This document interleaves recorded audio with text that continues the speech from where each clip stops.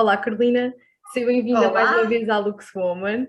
Para quem não a conhece, a obrigada. Carolina é terapeuta familiar e a sua missão é ajudar as famílias a serem mais felizes. Nesta rubrica vamos conversar, começamos hoje, sim, hoje é o primeiro episódio. A Carolina irá responder a dúvidas sobre temas relacionados com as dinâmicas familiares, como o sono, a alimentação e por aí fora. No fundo, irá esclarecer a todas as suas dúvidas, por isso, se as tiver, pode sempre comentar. E hoje falamos do sono. E começo já Boa. então com a minha, com a minha primeira pergunta, que é: Oh, o que meu é Deus, que é? venham elas. Exatamente, estás preparada? Então, o que é uma rotina de sono e como se faz? Começamos bem. Então vamos lá esclarecer. Olhem, a rotina de sono. Então, eu costumo dividir por dois tipos de rotina. Há a rotina do dia, ou seja, é aquela rotina que faz com que nós saibamos mais ou menos a que horas é que o bebê acorda, ou a criança, não é? A que horas é que acorda, depois a que horas é que vai fazer a primeira sesta, depois a que horas é que normalmente acorda, e depois é que vai fazer outra sesta, e depois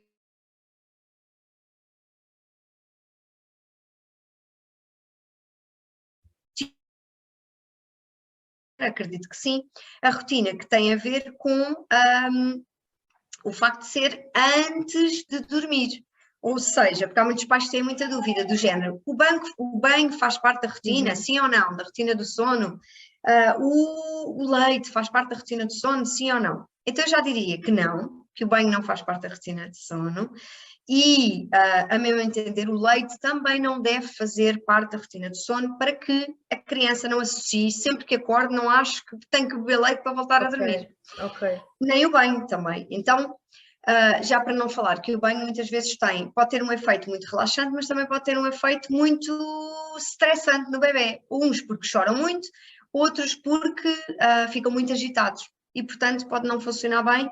E, aliás, eu sinto que basta pensarmos um bocadinho que é, se nós acharmos que o banho faz parte da rotina de sono do bebê, então o bebê ou a criança, seja, não é? Seja numas idades Sim, sim. mais tenrinhas, seja mais velhos, teriam que tomar banho sempre que vão para as cestas, não é? Porque eles dormem, obviamente, não é? Ao longo do dia, e portanto não faria sentido para mim, não é? E se pensarmos que faça parte quando efetivamente nós não damos banho depois a cada cesta, e o que seria, não é? Bom, transformaria também a logística numa coisa muito complicada. Portanto, rotina de sono. Eu costumo falar dos 5 passos. E para mim são 5 passos muito mágicos, porque o que é que normalmente os pais fazem? Demora muito tempo a rotina de sono. Enquanto os bebés, nós, as crianças, nós dizemos assim: olha, agora vamos dormir. E até que eles durmam, leva ali muitas meias horas, 1 hora às vezes. Não só pela resistência deles, mas também porque parece que estão todos com medo da hora de deitar.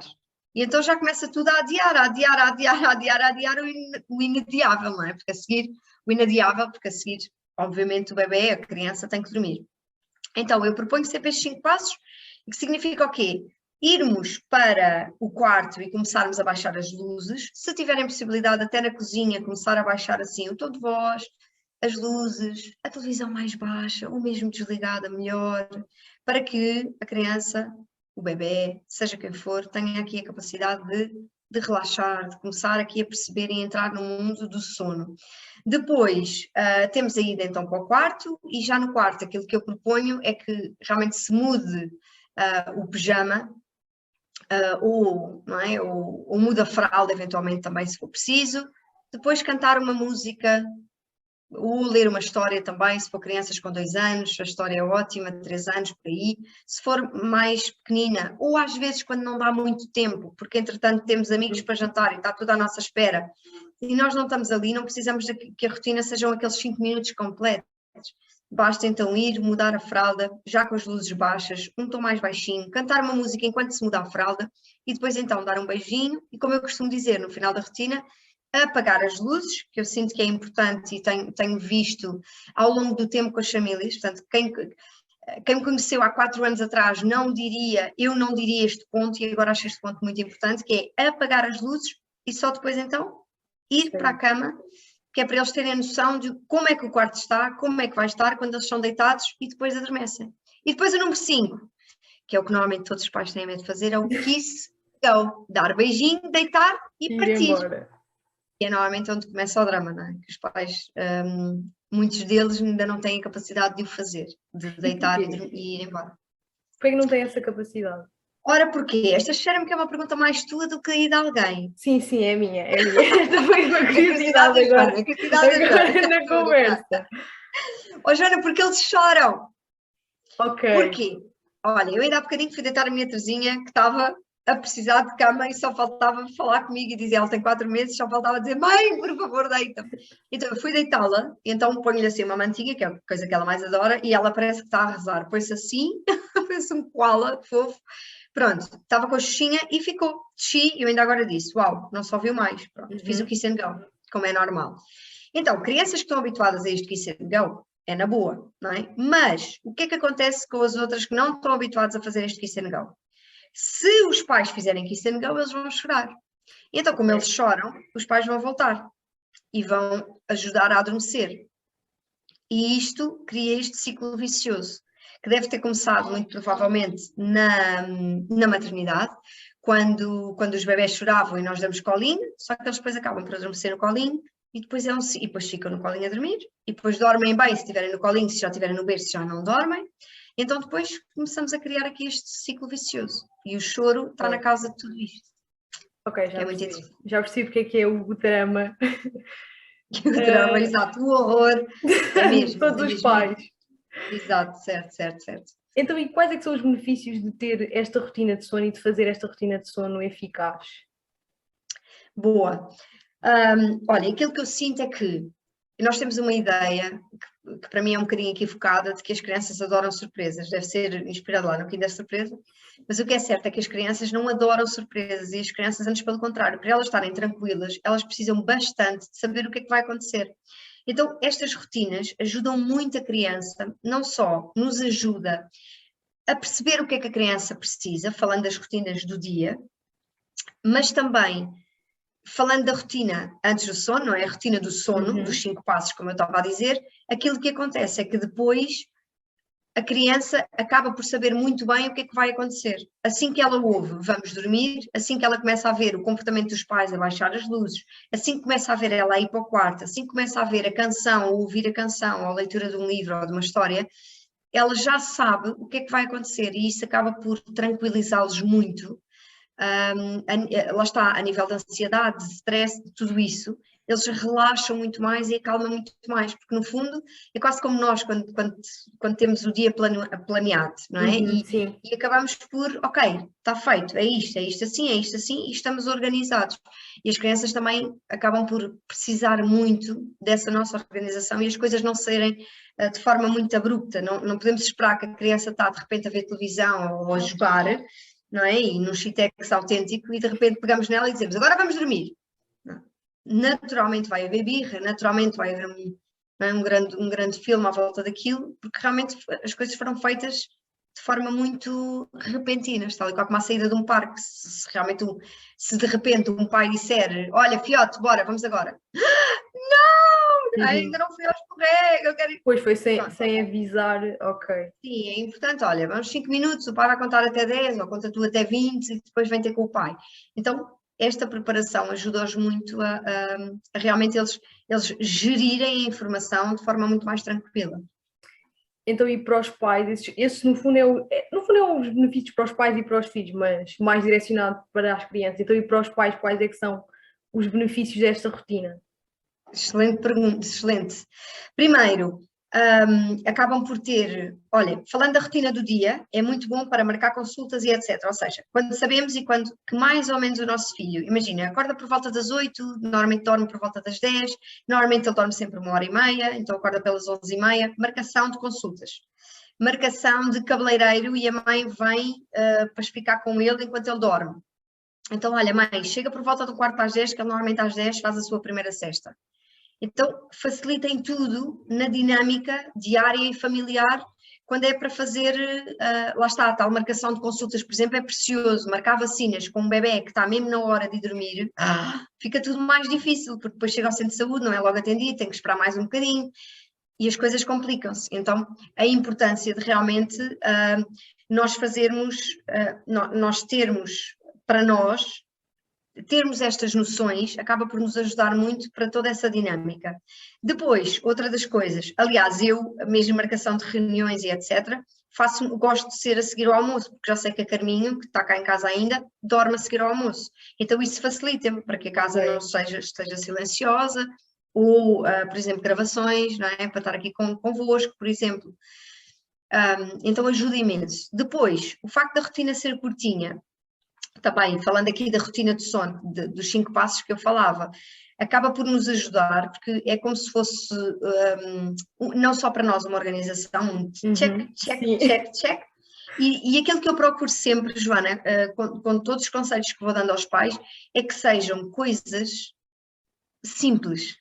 Sim. Bem basta a vida complicada em que nós achamos que vivemos, não é? E que nos metemos. Então, aqui, e faz parte de facto da minha missão, sem dúvida, e eu acho que este é o ponto essencial, é fundamental, é simplificar. Então, simplificar, a rotina 5 passos é o quê? Baixar luzes, ir mudar a fralda, não é preciso mais nada, não é preciso grandes coisas, não é? Até porque as crianças gostam disto também e precisam disto, desta simplicidade e desta tranquilidade dos pais, é só isso que é pedido. E a simplicidade traz isso, traz leveza, traz relaxe, pronto, e é isto que se procura que eles possam sentir. Ok. Estou a responder, Joana? Vai-me dizendo. Ok, boa. E que dicas é que podes dar então aos pais para criarem uma rotina de sono mais eficaz, tanto para os bebés como para as crianças? Porque acredito que hajam realmente diferenças entre um e outro. Podes repetir? Hajam diferenças entre um e outro, portanto, bebés e crianças, e que dicas é que podes dar? Olha, eu diria que em termos de técnica para fazer o Kiss and Go, há sim alterações. É por isso que é tão importante o acompanhamento que eu acabo por dar às famílias, ou que eu dou às famílias, porque o que acontece é que depende, por exemplo, a técnica para crianças até 2 anos e meio é uma. Só que o que é que acontece? Se um pai ou uma mãe me diz, Carolina, mas ele já não está no berço, está numa cama, então vamos utilizar a outra técnica. Então é importante, e às vezes há pais que fazem perguntas, não sei se tivesse, Joana, acesso a algumas delas, que são realmente muito vagas e que o facto de eu saber que a criança tem, estou-me a lembrar de uma, por exemplo, de 25 meses, tem 25 meses e acorda imensas vezes por noite. Aquilo que eu posso dizer é que acabem com isso, ok? Porque uma criança com 6 meses, olha, a minha hoje, esta noite fez, das 8, acordou às 8h30 da manhã. Ok, ela dormiu muito bem, tem 4 meses e tal, e isto já é regular. Às vezes acordamos às 7, 7h30 para lhe dar e às vezes ainda dormimos todos um bocadinho mais. Mas isto para dizer o quê? Que a partir dos 6 meses já é muito suscetível, mesmo, principalmente para quem já fez introdução alimentar e sólidos, que a criança durma já e faça às 8 horas sem interrupções, que é maravilhoso. Então, para dizer o quê? Que às vezes e muitas vezes há sim diferenças em relação a técnicas. Uma criança com 3 meses é uma técnica, a técnica até pode ser igual, mas tem ali algumas diferenças de timings, por exemplo, ou de reações. Claro, uma bebé de 6 meses é diferente de uma bebé de 3. Então, é isso que nós vamos ajustando e percebendo, de acordo com a própria dinâmica familiar, como é que nós vamos ajustar determinada técnica àquela criança e àquela família. Estás a ver? Okay. Então, sim, há diferenças, mas nas técnicas, por exemplo, na rotina eu manteria tudo igual. Ok, a rotina. O ir, as luzes. Sim. Ok. A rotina do sono, porque se for a rotina diária, há crianças que vão dormir 3 cestas, vão fazer 3 cestas, como é o caso da nossa, por exemplo, de 4 meses, que depois, lá para os 9, 10, 12, depende, não é? Passa para 2. E depois, normalmente, a partir de um ano e qualquer coisa, também coincide com a creche, que a creche só fazem uma, já por defeito nas creches, por defeito, é só uma expressão, sim. Só fazem uma depois do almoço, pronto, e a partir daí avançam só com uma. Okay. Mas, portanto, sim, há diferenças. E agora, algumas perguntas mais específicas. Sim. Quando é que se começa a treinar a adormecer sozinho? Quando? Olha, eu comecei da maternidade. Ok? Primeiro tive a Terezinha e foi tal. E é importante, e há muito esta ideia de que é um treino feito depois, e é um treino que facilita muito, e é isso que eu digo. Ainda agora tive uma mãe que teve um bebê, a Constança, nasceu agora esta semana, que é uma família nossa, e ela pediu-nos ajuda para o sono de outra bebê dela, de outra criança, que agora já está crescida, 3 aninhos. Pronto, e então aquilo que eu lhe dizia esta semana, e depois ela acabou por ter o bebê 2 dias depois, Antecipou-se, mas aquilo que eu lhe dizia era maternidade, ok? Isto não é uma coisa, eu depois corrijo isto. Se pudermos começar logo na maternidade com foco em ter boas noites de sono e em ter e com o foco em que o bebê descansa bem e há um sítio específico para que ele possa descansar, e não é à balda que nós, não é, quando temos o bebê, temos uma caminha, e é a caminha do bebê, e nós temos a nossa. Portanto, está tudo previsto, é suposto ser assim, e é importante termos esta tomada de consciência de que um bom começo é logo meio caminho andado para que as coisas corram logo muito bem desde a maternidade. Então são logo bons princípios, mesmo. Por isso, aquilo que eu diria para começarem na maternidade, agora digam-me assim, Carolina, mas eu já tive, não é? Tipo, e agora? Já é tarde, é que eu já passei essa fase da maternidade. Está tudo bem, já tive crianças com 5 anos, que acordavam ainda de noite e os pais pediram ajuda e foram ajudados e conquistaram as noites de sono, como eles merecem, de 12 horas, também é importante percebermos que com 5 anos, com 10 anos, eles precisam dormir bastante, e quando eu digo bastante é 12 horas. Ainda agora tive aqui a nossa sobrinha que veio cá, e o Tiago estava a dizer, olha, eu saí tardíssimo de Lisboa já hoje de manhã, porquê? Porque ela dormiu das 8h30 às 11h30 da manhã. Ok. Eles precisam mesmo, e é mesmo uma criança que dorme muito bem, porquê? Porque dorme de forma independente, sempre, desde sempre, e é uma criança que precisa, e eles precisam imenso dormir. E a Francisca tem 6 anos, fez agora em janeiro, no dia 1. Portanto, quanto mais cedo melhor, mas nunca é tarde, no fundo é esta exatamente, ideia. A mensagem é exatamente essa, Joana, okay. Sem dúvida, sem dúvida. E quando eles estão doentes, deve-se manter as rotinas de sono? Há alguma alteração? Eu falo muito sobre isso também, aliás, como podemos imaginar, isso é uma das dúvidas, porque é quando normalmente as coisas se escamam, mesmo em famílias que as coisas estão a correr muito bem, estão a conseguir fazer tudo, depois ele fica doente, mas pronto, já é uma exceção. Então, aquilo que eu diria é que precisamos estar mais alerta, sim. Pode ser importante aqui criarmos, e depois também depende das doenças, não é? Mas falamos, por exemplo, de tosse, falamos de ranhocas, por exemplo, falamos de febre. É importante que os pais estejam muito mais alerta para poder ir e responder de forma, não é, de forma muito mais assertiva, ou seja, se eu tenho um filho que está constipado, ele tem ranhocas, o que é que eu posso fazer? Limpeza nasal, faz sentido ou não? Fazer à meia-noite? Se sim, fazer a limpeza nasal, metê-lo na cama, kiss and go, sair, medicar, se for o caso, chegar lá, medir a febre, medicar, se for o caso, sair. Portanto, outras das coisas que eu chamo a atenção, Joana, e que é precioso neste sistema todo, é que quando realmente um bebê ou uma criança dormem bem, quando eles chamam por nós à noite, nós sabemos que alguma coisa se passa. Ok. O que é que acontece a um bebê ou uma criança que está constantemente a chorar à noite e a chamar pela mãe à noite? Há realmente sintomas que ele pode estar a sentir, que seja mesmo o frio, o calor, seja o que for, e nós não conseguimos decifrar, porque pura e simplesmente nós atuamos da mesma maneira como atuámos nos últimos meses, todas as noites atrás.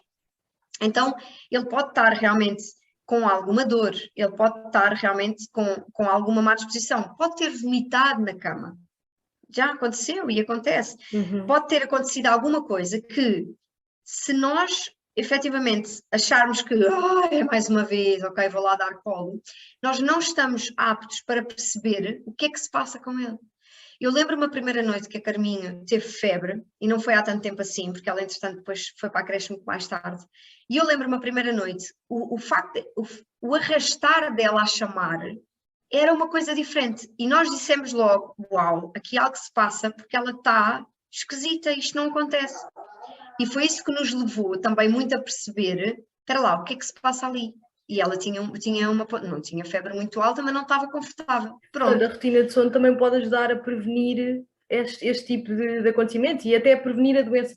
Estava a perguntar se quando estão doentes devemos manter, mas as rotinas até podem ajudar nestes casos. Certo, eu não respondi a isso, mas sim, manter, até porque, e é importante percebermos que se eles estiverem doentes, é o que eles mais precisam é de dormir. É como nós, quando estamos doentes, só nos apetece ir para o sofá e é por isso que ficamos em casa e não vamos trabalhar. Porque o nosso corpo está a pedir cama e está a pedir descanso. Então, é importante sim manter as rotinas até sair da rotina para que eles possam dormir mais. Sair da rotina no sentido de eles dormirem mais. Mais positivo, sim, sim. Exatamente, não é todo o dia a ver televisão só porque estão doentes e a comer no sofá. É mais do que isso, é mantermos a rotina, sim, e que eles permitir ainda mais que eles possam descansar, porque é quando eles precisam mais descansar. E é uma grande cura ao descanso. Ok. E agora, para finalizar este nosso primeiro episódio, eu quero perguntar-te ou seja, o que fazer quando os bebés ou as crianças estão a fazer birra, não querem adormecer, o que é que se pode fazer aí? Para adormecer, Sim. ok. É uma pergunta muito abstrata, porquê? Porque depende, é assim, primeiro, entender que eles estão a chorar muito possivelmente, e às vezes os pais levam isto de forma muito pessoal. Então, muito provavelmente eles estão a chorar porque estão a fazer uma birra de sono, não é? Que eu acho que é das primeiras birras que nós fazemos desde que chegamos. É porque queremos dormir e não estamos a conseguir. E é por isso que surgem as ajudas dos pais, não é? A maminha, o colo, um embalo, o sacudir, o bater no rabinho, tudo e mais alguma coisa. Pronto, e é aqui que tudo começa. E muitas vezes aquilo que eles precisam, então em maternidade, aquilo que eu sugiro muito, é que o bebê está extremamente enervado, mas nós já alimentámos, já demos tudo o que podíamos. Pegamos ao colo, acalmamos um bocadinho, voltamos a deitar. Mas a importância de darmos segurança, ao mesmo tempo que dizemos, estás seguro, filho, dorme, ok? E dorme aqui, está bem? Estás bem, estás seguro. Então, muitas vezes, Joana, basta que os pais tenham, e eu às vezes acho que nós não percebemos também, custa-nos a entender que este processo de lidar com as birras do sono, aliás, com qualquer birra, mas falando agora da birra do sono, é um processo de muita paciência. E muitas vezes nós somos um bocadinho egoístas. Porquê? Porque eles estão com a birra do sono, eles precisam de dormir. Só que nós, como não os queremos ouvir chorar, acabamos por traçar outros caminhos, às vezes que mais não seja levantá-los e levá-los para a sala para ver televisão. Só que nós não percebemos que aquilo que eles precisam... E depois dizemos, é porque ele assim não chora. Mas é por causa dele ou porque tu é que já não o consegues ouvir chorar? E os adultos têm muito disto. E é muito por causa dele, mas não é se nós refletirmos. Normalmente é por causa de nós, porque a nós é que nos está a incomodar ouvir chorar. E às vezes os pais perguntam, Carolina, mas ele estava a chorar. Ele estava cheio de sono, mas não conseguia adormecer e chorava. Aquilo que eu fiz foi levantá-lo e levei-o para a sala. Ok, tudo bem, levou para a sala, mas depois voltámos a pôr na cama. É que reparem, se nós vamos levantar uma criança que já está cansada, ela quando for para a cama outra vez, ela vai estar ainda mais cansada outra vez, não é? Então a birra de sono vai ser cada vez maior em espiral, portanto, ou então cai mesmo, não é? De muito, muito cansaço, também não é isto que queremos.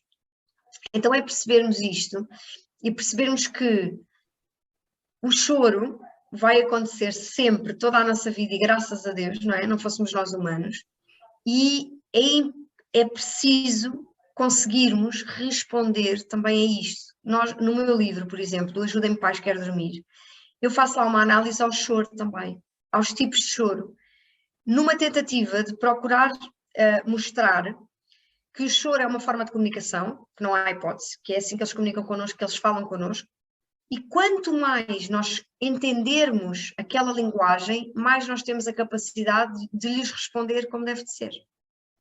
Então, quando o bebê está a chorar, é importante, eu diria, parar, pensar o que é que pode estar a fazer falta, o que é que pode estar a acontecer.